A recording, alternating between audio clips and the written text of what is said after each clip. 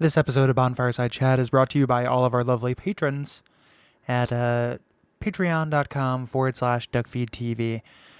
They are fantastic. We talked a lot about in these last couple episodes about how one of them actually, helped us find the guest for these episodes. Our community is really engaged and really, really wonderful. And that is the Patreon. One way or another, yes, that financially benefits us. We get to pay rent from it.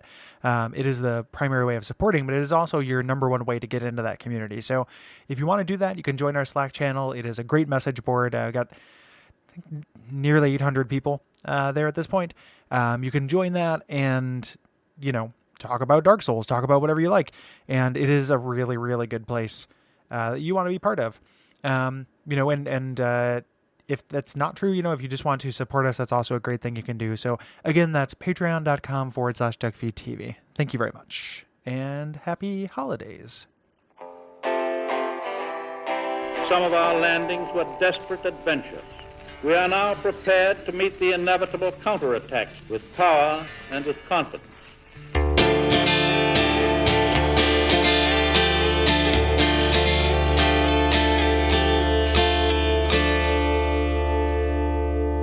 My name is Gary Butterfield. My name is Kole Ross. And you're listening to Bonfireside Chat. It is pushing 5-hour favorite? By the end of this, maybe? Yeah, it is a long podcast. and we're here to read your responses to the Ashes of Ariandel DLC. Huge thanks to Dave Riley for sticking around into that unplanned 2-part episode. Tremendous of him to volunteer his time like that. What a sport. Yeah, that's awesome. And there'll be things in the show notes for those episodes where you can check him out and support him as well. We really recommend you do it, but we're not sadists, so we let him go. However, we will rise again, such as our curse. I'm just kidding. I use that such as our curse thing to be a cute Dark Souls thing, not to say that this is somehow curse-like. Right. I'm looking forward to reading this because it is a divisive DLC. Yep. And we're going to go ahead and read your responses. I'm going to get started here with Tom. Tom says via contact, my wife and I recently had a second baby. So my quote unquote first run of Ashes involved watching Lobos Jr.'s blind playthrough video. Hey, you got to take what you can get when you're drowning in diapers, puke and joy. Congratulations, Tom, by the way. Yeah, absolutely. Congratulations. What surprised me most was the lore. Perhaps it was because you guys had set my expectations low, but I wasn't that bummed when it did very little with the main story threads. Instead, I found myself pondering a rot versus fire theme and what From might have meant by it. Maybe it's about old age, I thought. Perhaps it's about the pain of watching a once vibrant relatives fade away in front of you, something I've experienced with my grandfather when I was younger. What if you could do something? Would it be better for everyone? Perhaps the fact that one of the people who needs euthanizing is Father Ariandel is a tell, or maybe not. But then I thought, maybe this is Dark Souls being self-referential again. Maybe this is From saying, we can't just keep going on like this. Dark Souls is still here, but it is rotting and falling apart in front of us under the weight of so many years of baggage and unrelenting expectation. Maybe From is saying it would be better to burn it all down in one final blaze of glory. In other words, maybe the secret message behind the Ashes of Ariandel is simple. DLC 2 hype? And I'm going to put a marker here. Can you please put in some air horns? Something along the lines of... Bah, bah, bah. That's very funny. Yeah. I'm very reluctant. It's not that that those reads are not valid. I'm very reluctant to go metatextual with it, just because I don't know. Anything short of something like Metal Gear Solid 4, where we know it was made under protest, like for this, it just I don't know. Something about that rings hollow to me. It is a bad faith approach. Yeah. And that sounds damning, but I don't mean it to be damning. Yeah. Like the idea that they're making the game, but they're secretly crying for help. Mm-hmm. Like that, I think that's what clings about it. I do wonder about that. I think that this, I don't think this is really necessarily about Souls. Partly because in interviews and stuff, like there's the half of From that is like, there's nothing wrong with boys. It's working exactly as intended. But there's also the half that is very like open about stuff. So like when you read the Design Works interviews in Dark Souls 2, like they're so candid about the problems it had. Yeah.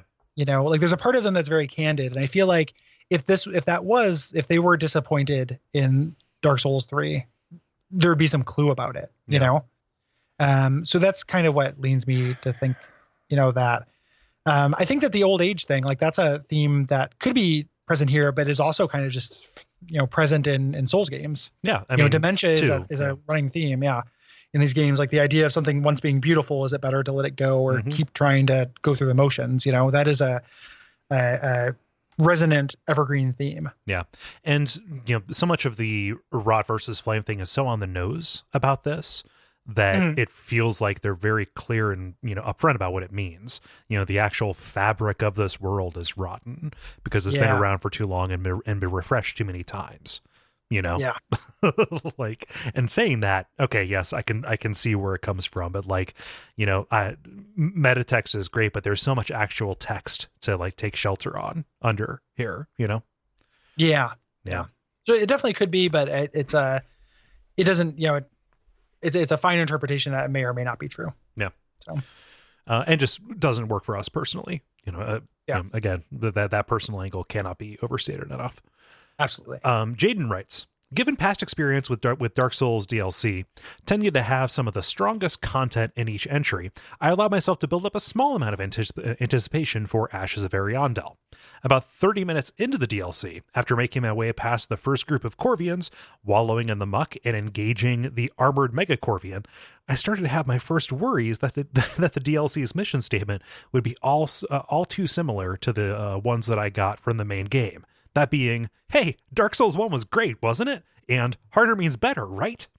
On making my way through to the end, after fighting past waves of non-stunnable Smashulon Supremes, many Sifs, and Frida on the 12th or so try, my only takeaway was sadly, yep, that sure was more Dark Souls 3. So far, this is the only DLC on a Souls title yet that I can't even see myself revisiting. 6 out of 10, won't play again.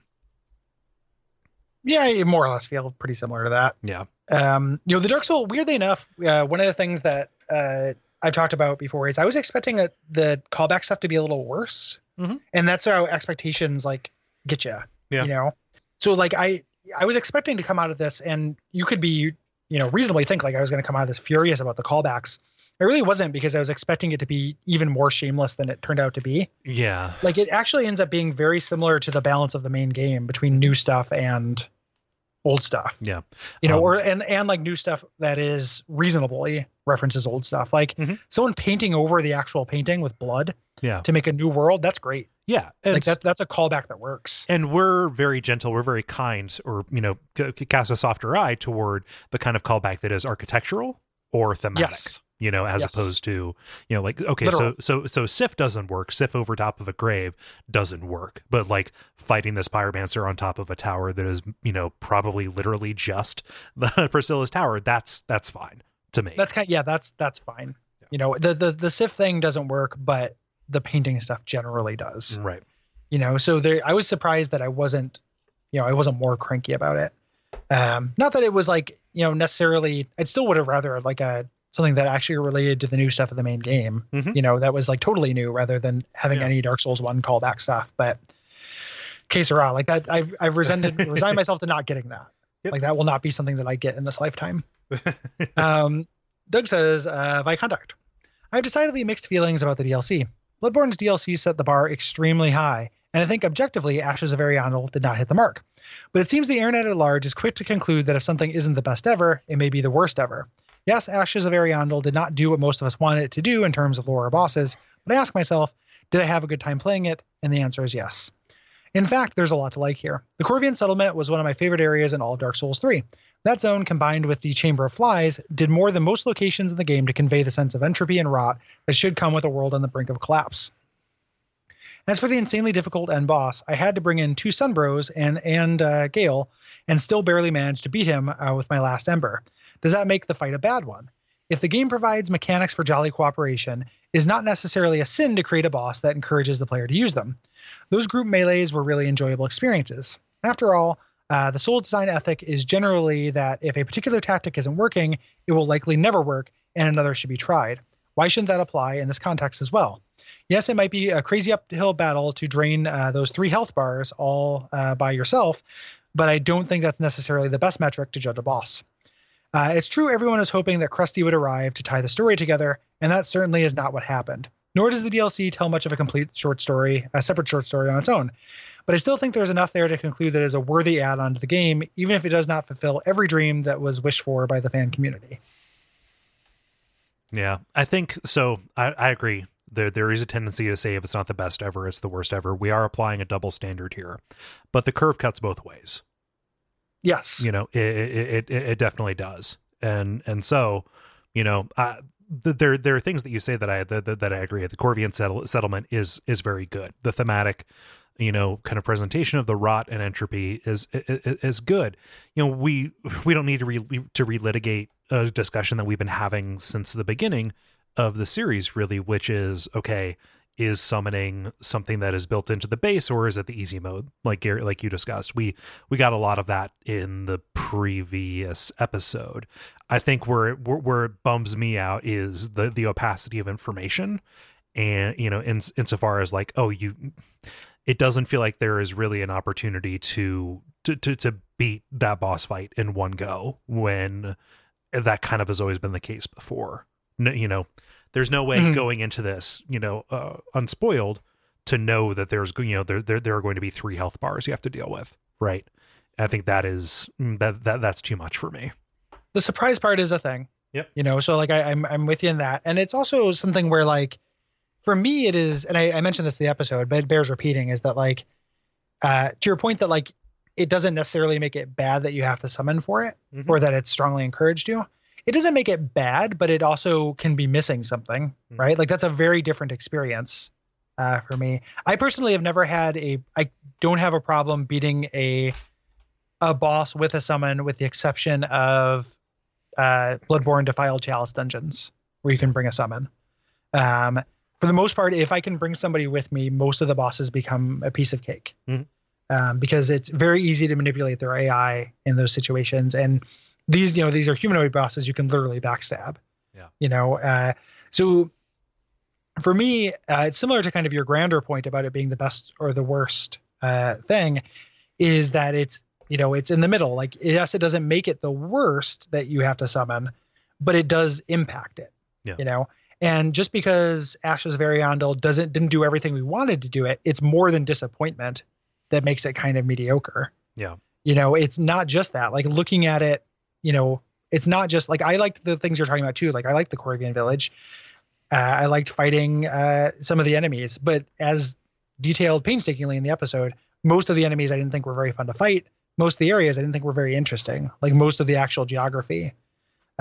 So, it's kind of pretty, but not that fun to move through, or fun to move through, but we've seen a lot of villages in this game. Like, there are objective markers. Something can be at like a C-. Yeah. So in that point, I'm agreeing with you. It doesn't have to be an F or an A. Yeah. But like a C- is is probably where this is at. Like, this is a thoroughly average kind of thing. Stripping expectation away from this isn't a panacea. Yes. Like, it doesn't shunt it into a high category because it's not automatically in a low category. Yeah. So.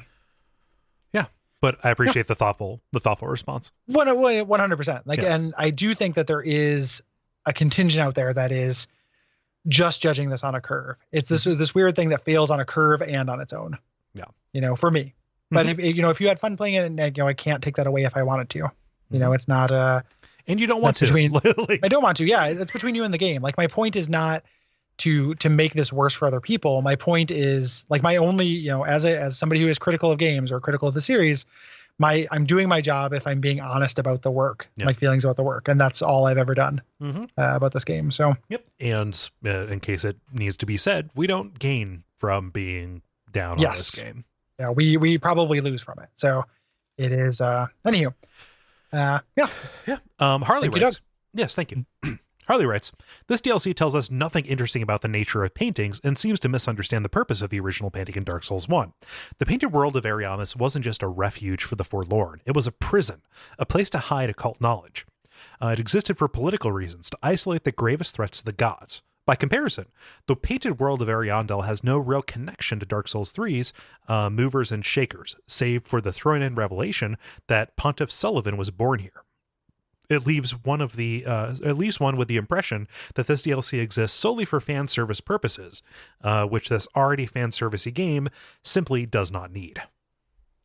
No, thank you for bringing up the point about the prison versus forlorn thing. Yeah, like it's the first time I've seen that outside of my brain. So I really appreciate you bringing that up because like I had it too, man. It's fine.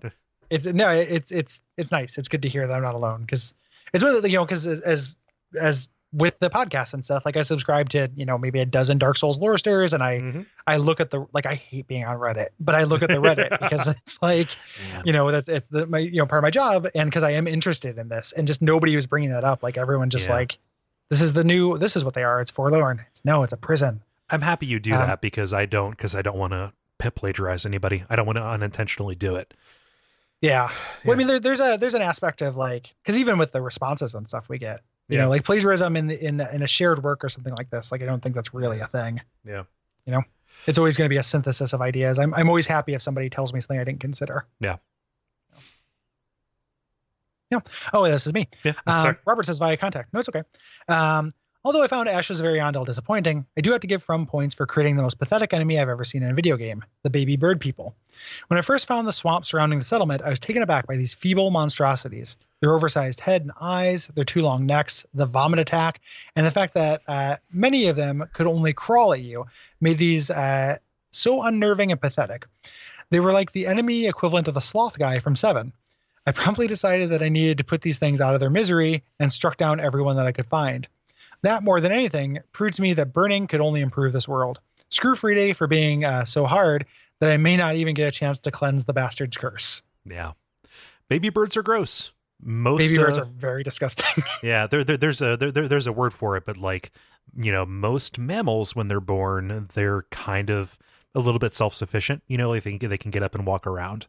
Or at least very quickly. Like a baby kitten's not good for much. Deers do that shit like right away. Yeah. Like giraffes, they have to get up and knock their knees and go ahead. Like baby birds, no, they like there's a specific type of animal where their infants are helpless. Humans included too, but like the birds don't come with that attendant cuteness, and so they have tapped into this idea of this horrible young animal that looks kind of like it's made of goo surrounded by a membrane. Yeah, they look inside out. Yeah. And in some They're, cases they literally are. It's in these ones, they're just super effective. Yeah. Something that you're talking about that's interesting, and we talked about this a little bit during the episode, and we don't have time for like a long examination, but the idea of like whether this world deserves to be saved or something gives me so much like such Demon Souls kind of flashback stuff, and we brought that up a little bit, the parallel here, but that's what it seems like. And I don't know, it for me, when that ends up being the choice, like burn it all down or keep it going, other than maybe Dark Souls 1, like I usually think burn it all down is the choice. Yeah. Well, this is a strange inversion where introducing flame actually will burn this world down, but create a new one to go to. So like burn it all down in this case, like you would have more empathy with the rotting kind of side of it. Like, okay, well, this is going to prolong, and then eventually all of this will be consumed with the worst, Oh, no, I don't mind getting, I want this, I would be more sympathetic to the flame. Like I want these individual, not bird people on a long enough timeline where they will continuously repurpose because of cycles. But these individual baby birds, I want them to die. So like I want to toss them like a hacky sack. Like I'll make that a ringtone for everybody. These baby birds, I want them to die. I want them to die. They deserve to be. Their guts are on the outside, man. Yeah. No, I'm not. This is the worst adventure in babysitting. Like, and for more of those, listen to Radio Free Midworld, where we talk about the worst babysitter ever. David writes in saying, after completing the average to below average DLC, as far as the Soulsborne series goes, I had to look up online how to access the PvP portion that I heard so much about. Seeing the sort of deathmatch option seemed like it would be a lot of fun, but I quickly realized not so much. The 1v1 fights are okay if you don't have a laggy connection, but the 3v3 and 4v4 are absolutely no fun at all in my opinion. I thought I was supposed to be in some sort of team deathmatch, but I could not figure out who was on my team and who wasn't. It was just gank squads spawn killing you over and over again, and me getting more and more frustrated, bringing back to the exact reason why I stopped playing Call of Duty and Battlefield. I feel like this was just another shitty experience of online griefing, and I get way too angry to have any fun with it. I do enough dying in PvE, so why would I want to subject myself to to an even less fair amount of gank squad bullshit? Yeah, it's hard for me to speak to it since I don't do PvP. I think that it might be something where it's better if it's engaged, you know, like not engaged. Boy, I'm sleepy. No, I like know what planned, you mean. if you like almost like a Fight Club thing. Like it's giving you infrastructure to kind of go into the same, you know, organized kind of thing, as opposed to playing with puppies, right?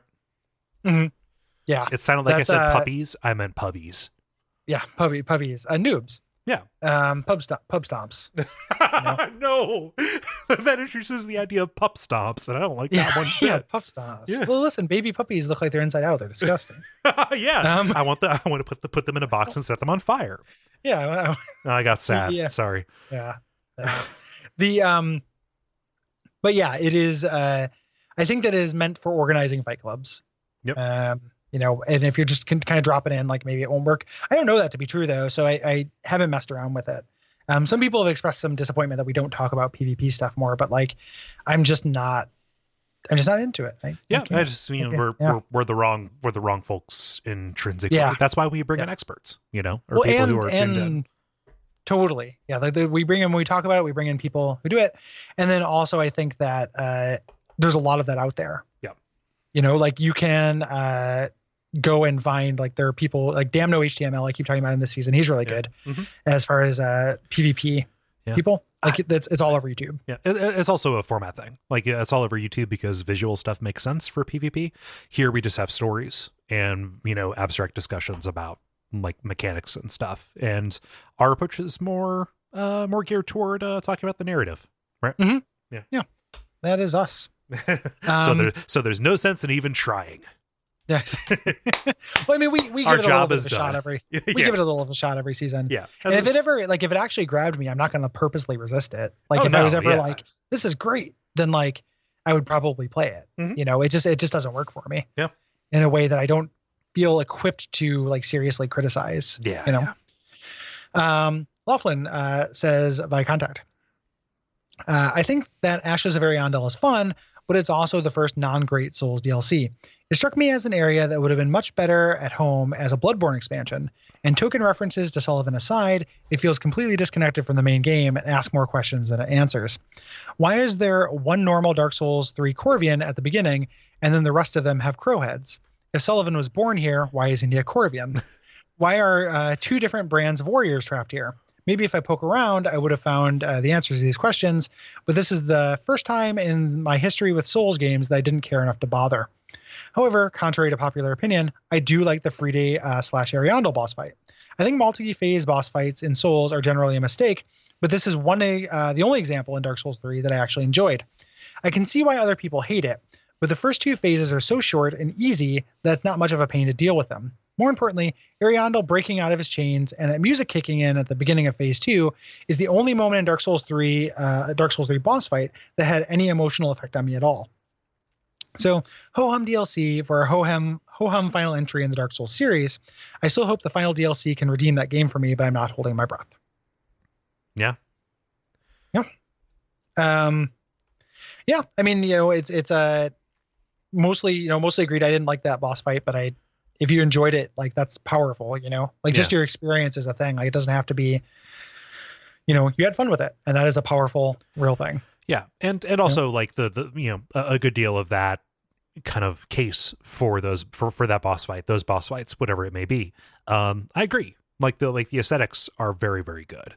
Yeah. It is amazing. It's just kind of weird that the aesthetics are not tied into the phase thing, you know. But in Dark Souls 3 and its associated DLC, like these multi-phase bosses tend to have the strongest aesthetics. Yeah, you know.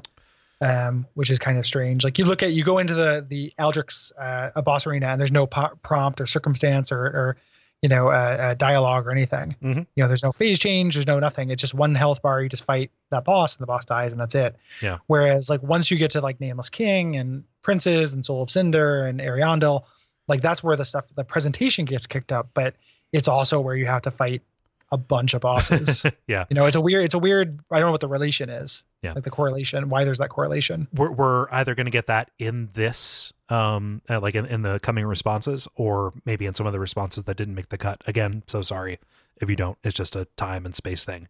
But the idea that multi-phase boss fights as a vehicle for story, just because they can kind of show a rise and fall, they have the opportunity to put in cinematics and things. I don't think that necessarily needs to come with the extra health bar, stuff like that.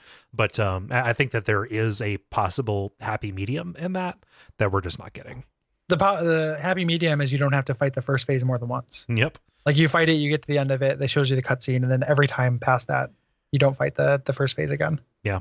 Like that's the and just doing less of them. Like it's special in Orange Sea and Smo, right? Where like it happens, it's like, oh shit, but that's the only time in that game where that happens, right. And that's meaningful.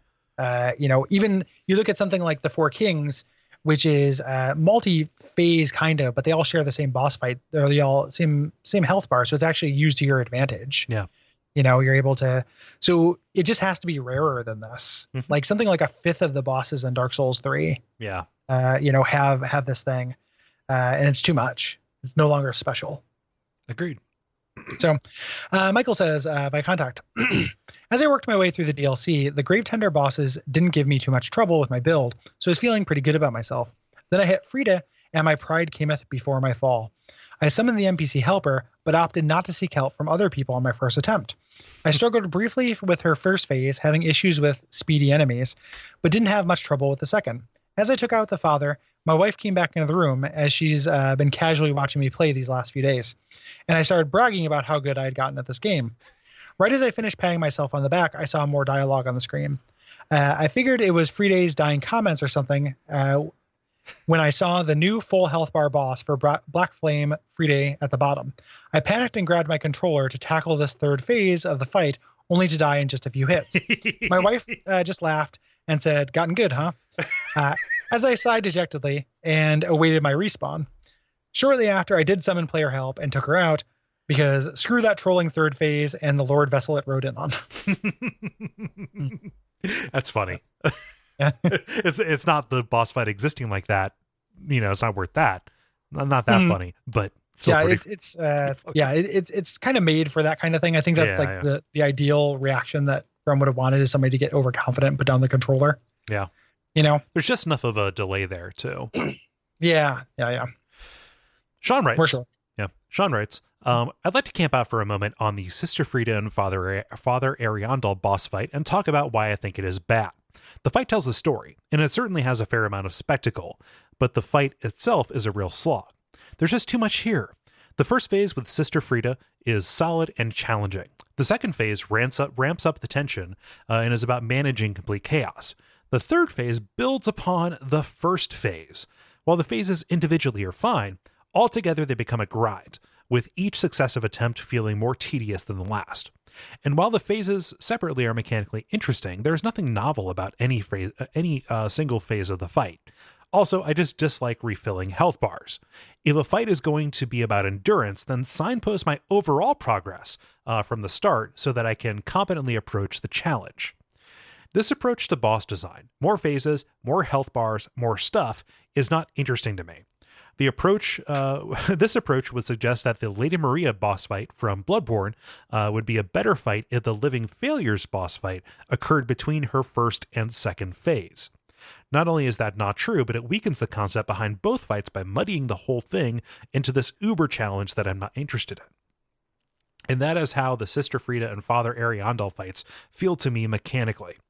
Overall, this feels like a response to an increasingly experienced player base that is clamoring for more challenge. I think less is more. A novel design or interesting gimmick will always be more fun to me than a bloated remix of concepts. This fight is just another clear sign to me that From needs to step away from Dark Souls. Like the painter, they need a fresh canvas to work with. I wonder if Uncle Miyazaki found it, the dark soul of man. Yeah, I think that a lot of people see, even people who are less harsh on this than we are, see this as evidence of kind of being bereft of ideas. Mm-hmm. Like there's lots of remixing going on. Yeah. In specifically in these bosses, which is kind of where like Souls games tend to shine. Mm-hmm. And even in the levels too, though, like every kind of part of this has been, I think other than arguably like the snow part with the wolves, mm-hmm. like that is kind of a different articulation of a big open area, but nothing else is new. Like we've done something very similar to this village run up. Like I enjoyed it. It's my favorite section of the level. Yep. But it doesn't mean that it's actually new. Yeah. This whole idea of, harder, better, faster, stronger, reminds kiss me, thrill me, kill me, kiss me. Yeah. Reminds me. So there's this anecdote. So Rock Band, right? DLC mm-hmm. bands will would have licensed their music to them. Except for Trent Reznor with Nine Inch Nails. They brought A Perfect Drug to Rock Band as DLC. Very difficult song for a time, one of the most difficult songs on drums in like the Rock Band 1, Rock Band 2 kind of era. And Trent Reznor saw people like 100%ing A Perfect Drug on, just on YouTube. He saw videos of it. It's like, well, fuck, I'm not going to license any more music if people are just going to like make like if people are just going to make a mockery of it by just beating it so easily. Like nothing else we can do would have any point being in this game if people can beat the hardest thing we've got or the most involved thing we've got, which is a monumental missing of the point. But this just reminds me of that a little bit. I don't know. Yeah, I wonder if that was so hard because it's a drum machine. Like 100%. Like it probably wasn't meant to be played. Yeah, by people. it's like the arpeggiations in that Freeze Pop song. Like, oh, that is totally just a synth going through a pattern. Like you were not supposed to play that on a guitar of all things. Yeah. That's my favorite song to do in that in that game. But it's really fun once you get it. Yeah. But it's that's kind of what it reminds me of. And I've been a broken record about that this whole season. Like just more is not interesting. So I'm 100% with you. The when we do the next episode after the next episode when we actually talk about the end game, it'd probably be a good time for you and I to kind of talk about what we do want to see happen, not with the series, but with these mystery games and like whatever it is, it being away from this concept is very, like I want the show to keep going. Like if they do Bloodborne 2 or if they do, just a new thing that could have like a snarky, be Souls kind of like thing. It's a new take on it. I could definitely get into it. Like I want that to happen. I could also see them ditching it for something that allows for a better and bigger design space. Yeah. They just have to do something different. So they're broken out of the escalation cycle. Yeah. Even then they just need to come out. They need to find a third way. There is no path. I wasn't intentionally invoking cycles in that. It's just like literally they're, the accelerator is already pressed entirely to the floor to my mind. There's always more. It can always be worse, but like I don't know how much more they can wring out of it. And people are probably saying there's not much more you guys can get out of this podcast. Well, like, have you played Momodora 4? But yeah, I would like to see them, even if it is just a temporary thing to kind of refresh them. Yeah. Ian says by contact. I knew my hopes were too high for this DLC. I just knew it. All the enemies have far, far too much health, deal too much damage, and are just kind of boring. The story is interesting, but kind of meaningless and answers no questions beyond where was Sullivan born. And the final boss, oh God, the final boss. I thought the Nameless King was bad, and he is, but there is nothing but hatred in my heart for Frida. I was on my caster, not something I usually play, and it took me forever to kill stage 1 because each attack would wreck my shit. I finally beat her, only to have to fight her again with a big dumb chair guy. Slammed my head against the wall for a few hours. I hate you, Dad. Get out of your chair. Slammed my head against that wall for a few hours, and finally it breaks. Relief washes over me as I slump down in my chair. I read Ariandel's speech about Ash, thinking that this stupid boss was finally over. Then Frida stands back up again, and another health bar appears. I didn't last 2 seconds. I stared at the screen in disbelief long enough that even my cat started to get worried. Who thought this was a good idea? It's all the worst stereotypes of Dark Souls in one boss fight, and it's just hard to be hard. I finally beat it somehow, but it is, in my mind, one of the worst boss fights in video game history. I love the show. Sorry for writing a novel in the contact section. No problem. This is about average for Yep. Don't worry about it. So again, this running theme of me putting these things in the responses, or picking this response, thinking like, yeah, this does play into like the worst stereotypes about the thing, and then we totally covered that. So really, we are simpatico, Ian. Yeah, we're on the same kind of thing. The people who love this, the fuck you part. I'm not saying that they have to be considerate necessarily, but there is, a lot of people who literally just feel like they just got told to fuck off. Yeah. People who are just like, man, I can't believe they did that. Those guys, they got me real good. And then there are also the people who are just like, fuck you in like a real way, like that's a thing too. Like I'm too defeated to feel things about. Oh yeah. We're about these bosses. we're paced on the pavement. Like we're ground. Yeah. Yeah. I have to, get through it regardless. But like there is, I can totally see this kind of like that relief, the idea that this is subverting that sense of relief, like actually being hurtful, like taking this thing that is actually a moment of joy and stepping on it. Yeah.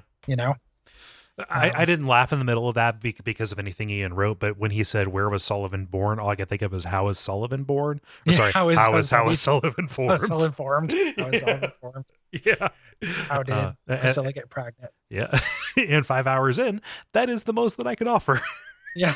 No, it's okay. I thought I could also tell that I'm loopy because him just saying he beat his head against the wall until it opened. I was like,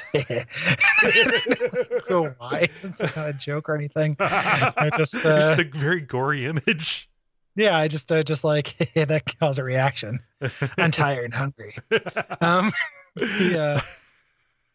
And finally here, Nick writes in with a positive thing. In the final fight of the DLC, I felt that the opening words by Elfrida and Ariandel and the grief and rage by Ariandel over her death is beautifully portrayed, and it had me utterly blown away. Not since the Maiden from Demon Souls have I felt such a deep pathos for my opponent, and it stands in my mind as one of the best moments in Souls. This brings up the fact that the multi-phase boss fights of Dark Souls 3 allow a story to be told through the fight itself. A very interesting idea and something that was previously done before and after the fight. While I understand your reluctance to embrace this, from a gameplay perspective it bothers me too, I do think this new form is a worthy footnote in the Soulsverse. On one other note, I really appreciated that they went for a more subtle and desolate form of beauty instead of the overblown opulence of an abundance of candelabras and statuary. As a result, the sorrow and desolation of the Corvian village had a much stronger sense of atmosphere for me than almost any other area in Dark Souls 3. Now I have to go feed some chickens, Umbasa. Is that a euphemism, Nick? Yeah, I don't. Somebody's got to feed the chickens. Yeah. The parts that you're saying that you like about it, we also really liked about it. Yeah. So like those story things, like I specifically call out Ariandel's like rage over her death and stuff. Like that's fantastic. Yeah. Like I'm totally with you it's either one, then the question becomes like, could you accomplish that without the multi-phasing? Mm-hmm. Two, is the gameplay considerations of the multi-phasing worth what you're buying? Yeah. Is that a good cost for what you're losing by making me have to see it, like skip it 1,000 times, Mm-hmm. If they are correlated, it becomes a thing where the better the cutscene, the more likely I am to skip it 1,000 times because it's going to be associated with these death bosses. Yeah. And that's kind of a bummer to me. So, but those things that you're pointing out as being great, like I think are great too. Yeah. Like, again, maybe best voice performance of Rise, such as our curse, and then Ariandel freaking out are the two contenders right now. Can't downplay the animation either. Like the near rending of garments that he does when that when that happens is fantastic. Like it is a very, very affecting scene. Yeah, love it. Yeah. So the really, really good scene. And thanks everybody for your thoughts. If you have thoughts about the end game, now is the time to send them in to duckfeed.tv/contact. Yep. So to specify, I always say this at the end of seasons, and it's still worth repeating though. We're not looking for reviews of Dark Souls 3. Nope. So this is going to be things, wrap ups about the endings, things about the Soul of Cinder. Mm-hmm. Also, any NPCs that we missed along the way, we're going to do a kind of our NPC wrap up. I think we missed Leonard somewhere in there, so we have to talk about him. Yeah. So anything like that we missed, please send that in to Duckfeed.tv/contact. You have like 2 days as you're hearing this, based on when we have planned to record that episode. So sooner rather than later, we'll put out the call for responses as usual. But please understand there might not be an awful lot of opportunities to get to follow up on this. If you're hearing this, this is your reminder. Yeah. To do it. So we've already sent it out on social media. Time to do it. And we want to hear from you. After that, the off season starts anew. It's going to be a lovely mix of indie games and Souls likes and Dark Souls content as we wait for the second DLC to get announced. Yeah. Thank you. Hopefully you'll join us. I know sometimes people don't like the off seasons as much, but there's a reason why we're picking these games. They have something to do with Dark Souls. Maybe you'd like them too. Expand your horizons. Yeah. Check out these non-Souls games. It's something to do while you wait, because that is exactly what we're doing. It's something we do while we wait. Well, it's that, but also like some of my favorite episodes that we've done for the show have been in there. Oh, for sure. Like I think we are the only people who have done a long form examination of Kingfield 4. Yeah. Or Shadow Tower 2. Things like that. Like I'm very proud of the off season stuff that we've done. I'm taking a dismissive tone because they are too. Possibly. You've created a straw man in your head. I've done that before. Yeah. No, but I guess what I'm saying is that like there is stuff there, and if you've skipped to the previous off seasons, like they're there. You can go find them. Hear us talk about Berserk. Hear us talk about Kingsfield 4, which is amazing. I listened to that soundtrack on the reg. You should too. Yeah, it's very good. Yeah. So please join us for that. If you like the show, you can support it by going to Patreon. If you go to patreon.com/Duckfeed.tv, you can see all the things we have on offer. You get things for supporting us. It is not simply a hole you put money into like those fuckos. It is. Jeez. Oh man, like that shit's bullshit. No. Okay, sorry. I thought I didn't realize you were doing a Cards Against Humanity thing. I thought you were like talking about some other Patreon. Oh no. Yeah. No. I was specifically talking about the holiday money hole thing, because nihilism is cool, huh? Especially now. Yeah. Like now is a good time to throw money. And also when it's a stunt that just draws attention to you. Yeah. Yeah. This is not clever marketing like everything you've ever done that appears to be charitable. Yeah. Man, the story I found on Facebook about that, the comments of it, like somebody's like, this is just like this is a stupid nihilistic waste of money. And someone's like, how is it a waste? They're paying construction workers. And it's like, you can go to hell forever. Like this is like, that is so silly. That is such a disingenuous argument. Anywho, so don't throw your money in a hole. Throw your money into us. Or, if you don't want to throw money to us, you can also rate and review the show. You can tell people about it. There are lots of ways you can positively support us if you'd like to. And check out the other shows. Absolutely. Until next time. It's almost over. It's a yes. That's a little bit. Yeah, it is a little bit. Yeah. No, I got you. We're at hour 5. I'm tired too. But it is. We still like doing the show, and we are looking forward. Like I'm really looking forward to this off season, and even despite all appearances, really looking forward to DLC too. Me too. Yep. No, I take it back. I'm just raw right now. Boss. We've been talking for hours. It's very tiring. So 5 hours, like we guessed. We're hitting the 5 hour mark now. So all right. Good night. Good night.